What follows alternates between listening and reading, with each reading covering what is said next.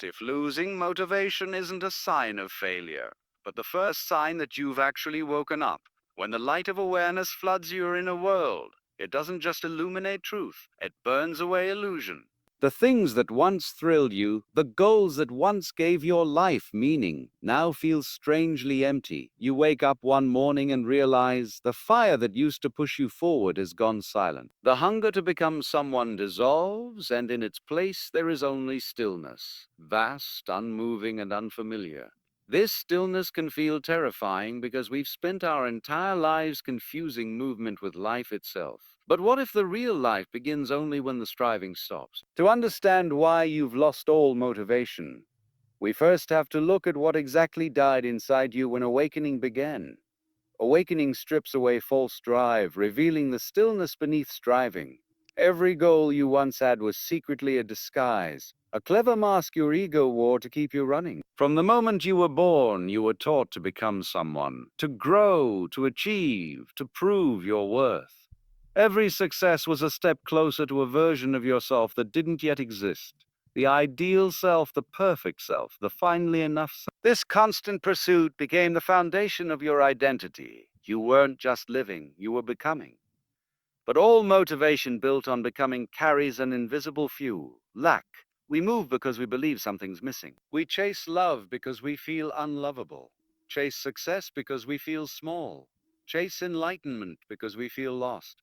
The chase gives the ego a purpose, a reason to keep existing.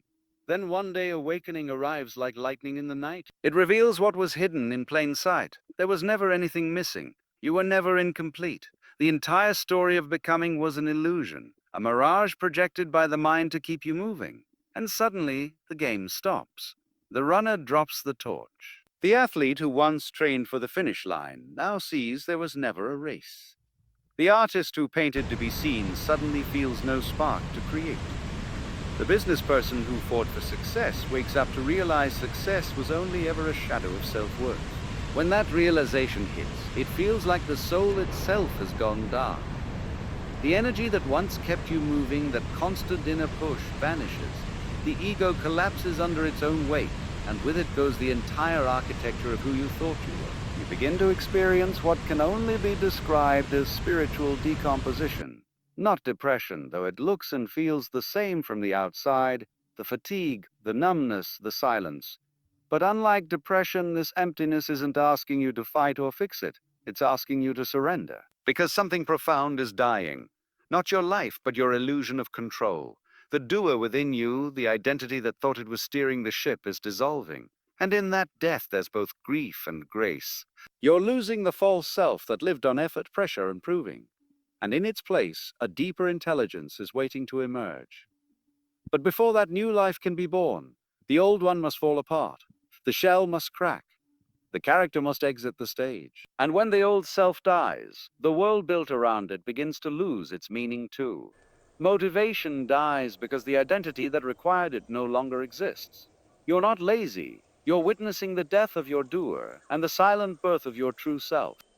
You're not broken. You're between worlds. This is the strange, silent middle space after awakening. The place where your old self has died, but the new one hasn't yet arrived. Nothing excites you. Nothing feels urgent. The dreams that once pulled you forward now lie scattered at your feet, like ashes of a fire that no longer burns. You wake up in the morning, look at the same world, and yet it feels hollow. Like someone turned off the background music of your life. The human mind calls this depression. But in spiritual language, it's something far more sacred. It's purification, a deep, invisible cleansing of everything false that still clings to your being.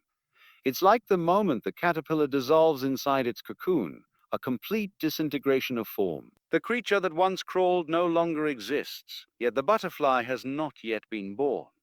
All that remains is liquid chaos, a sacred nothingness. And that's exactly where you are. In this void, everything that once gave you identity and direction is stripped away. You no longer feel the pull of ambition, the rush of productivity, the thrill of progress. Instead, there's a vast stillness, heavy and endless. And with it comes guilt, the guilt of not caring, not doing, not trying. Society has trained you to measure your worth by motion, so when motion stops, you feel useless. You think, Something's wrong with me, I've lost my spark. But what if the spark didn't die, it just returned to its source? The truth is, your system is recalibrating. The energy that once fueled your ego-driven actions is now being reclaimed by your higher self. You're not losing energy, you're being rewired. But before that can happen, the old wiring must go dark.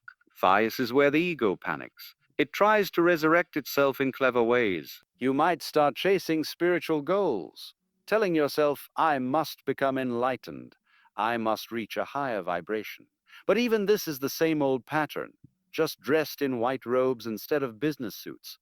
The ego's nature is to strive, to chase, to control. It cannot stand the silence of the void. And yet, that silence is precisely where your rebirth begins. Because the void isn't a mistake. It's the pause between breaths, the still point where divine energy reorganizes itself. You're not being punished, you're being purified. Life is asking you to stop running, to stop trying to make meaning, so that meaning can find. You are being held suspended between worlds, so that your energy can stop spinning in endless circles. Motivation is not gone. It's simply resting. It's being drawn back into the womb of existence, preparing to be reborn in a purer form. True life was never meant to be a constant act of doing. The river doesn't push itself forward. It flows because it is the flow. The sun doesn't force itself to rise. It simply shines. In the same way, there comes a time when your being must stop pushing and start allowing. But this surrender is not easy. It feels like dying because in many ways it is. The part of you that believed it had to earn love, purpose, and peace is dissolving. You are being emptied, not of life, but of illusion. And so the void, though unbearable at times, is sacred. It's not a punishment, but a purification ritual. The mind screams, do something. But the soul whispers, be still. This is where patience becomes power and surrender becomes action. If you can sit in this silence without running, you'll begin to notice something subtle. Beneath the numbness, beneath the confusion, there's a faint pulse, something alive and gentle. It's not excitement, not ambition, but a quiet presence stirring deep within. That's life returning, not the frantic life of doing, but the pure life of being. This is the silent womb of your rebirth, the place where being learns to move without pushing. It's not an ending, it's a sacred reset. And though it feels like you've lost everything, what's truly happening is that you're being prepared to live from truth, not Tesian. But eventually, something mysterious begins to stir, not from the mind, but from the heart. The void is not the end. It's the sacred pause between death and rebirth, the silent space where divine motivation begins to take root in stillness. When you stop chasing meaning, meaning begins to chase you. After the long silence of surrender, something begins to move again, softly, quietly, like the first breeze after a storm. It's not the old rush of ambition, not the manic urgency of wanting to prove or achieve. It's gentler, purer. This is the first stirring of true motivation, not born from desire, but from alignment. At first, it feels foreign. You're no longer pushing life forward. Life begins to move through you. The body feels lighter, the heart more open. You realize that action can arise effortlessly when it's not coming from pressure. The person who once did to prove now acts to express. The movement comes not from wanting to become something, but from simply allowing what already is to unfold. This is the difference between egoic motivation and spiritual motivation. Egoic motivation is fueled by comparison, urgency, and self-image. It whispers, you're not enough, run faster. It burns bright but always leaves ashes of exhaustion. Spiritual motivation, on the other hand, emerges from peace. It doesn't rush, it flows. It arises from curiosity, love, and the quiet joy of being alive. It moves without agenda, without fear of failure, without needing a reward. You can feel this transformation in subtle ways. The artist who once painted to be admired now picks up the brush simply because love wants to move through their hands. The writer who once chased recognition now writes because the words refuse to stay silent inside them. The healer who once tried to fix others now serves from stillness, knowing that love itself heals through them. This new motivation isn't chosen. It's received. It doesn't come from the mind's checklist, but from the heart's openness. You begin to sense that it's not you deciding what to do. It's life deciding through you. You become a vessel rather than a manager. And the irony is, when you stop forcing life to happen, it starts happening in ways you could never have planned. Opportunities flow, synchronicities appear. Creativity returns, not as duty, but as play. You realize that peace and expression can coexist, that stillness doesn't mean stagnation, and that divine movement is silent yet unstoppable. The old fire never truly returns because it was never real. It was friction, not flame. What arises instead is a quiet radiance, a steady warmth that doesn't burn out. It's purpose without pressure, passion without pain, creation without control. You're no longer motivated to get somewhere. You're moved because life itself is moving. And when you finally stop trying to become something, life reveals what you were always meant to be. True motivation arises not from seeking, but from surrender. It's not the push of the ego, but the pulse of spirit flowing effortlessly through you. You don't need the fire of ambition when you've become the light itself. One of the hardest parts of awakening isn't the realization, it's the return. Returning to a world that still worships speed, success, and struggle while you now move from stillness. In a society addicted to hustle, awakened people often appear lazy, unmotivated, or lost. You no longer chase the next thing, and that confuses those who still believe meaning is earned through motion. It's not that you've stopped caring, you've stopped pretending. The rhythm of the world no longer matches the beat of your soul. The meetings, deadlines, and endless to-do lists feel strangely hollow now.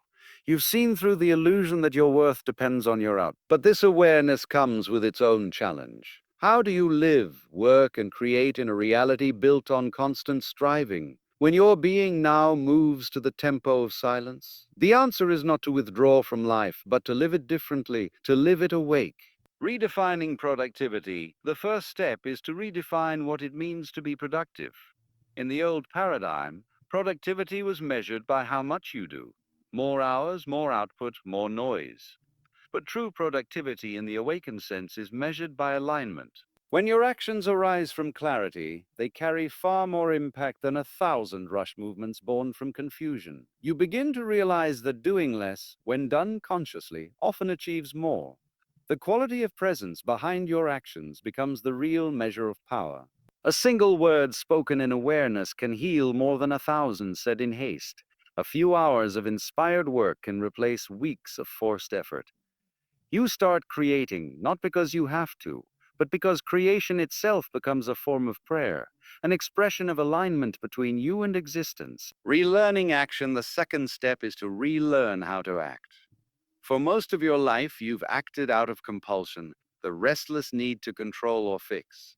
But awakening teaches that not every impulse deserves movement. Sometimes the most powerful action is stillness. You begin to move only when there's clarity, when something within you feels right, not when fear demands a reaction. This doesn't make you passive, it makes you precise. You act not to escape discomfort, but to express truth. It's like dancing. Before awakening, you were the dancer, trying to perfect every step, forcing rhythm through will. After awakening, you become the dance itself, effortless, fluid, in tune with a greater song. The movement happens, but there's no separate you pushing it. Rebuilding purpose. The third step is rebuilding your sense of purpose, not as a fixed goal, but as a natural expression of awareness. You no longer ask, what should I do with my life? Because life itself is already doing. Purpose becomes organic, arising from your presence rather than your plans. When you're aligned with being, even the simplest acts, making tea, speaking gently, caring for someone, becomes sacred. You find meaning not in grand missions, but in moments. The extraordinary reveals itself in the ordinary. Joy hides in stillness. Love whispers in silence. You begin to understand that the old fire of ambition was never sustainable because it burned from separation. But the new energy, the energy of being, glows endlessly without consuming you. It doesn't burn, it radiates. Living in a world that doesn't understand, of course, living this way in the modern world can feel disorienting. Others may look at you and see detachment where there is actually deep connection. They'll call you unmotivated, when in truth you've simply stopped mistaking chaos for passion.